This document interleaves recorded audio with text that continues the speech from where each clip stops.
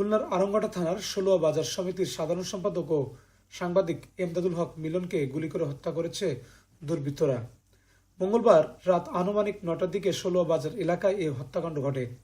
এলাকাবাসী জানায়, ষোলোয়া বাজারে রাস্তার পাশে দাঁড়িয়ে মিলন ও দেবাশিস কথা বলতেছিলেন। এর সময় দুটি মোটরসাইকেলে ৫-৬ জন দুর্বৃত্তরা মিলনের উপর হামলা চালায়। পরে তাকে লক্ষ্য করে কয়েক রাউন্ড গুলি ছোড়ে।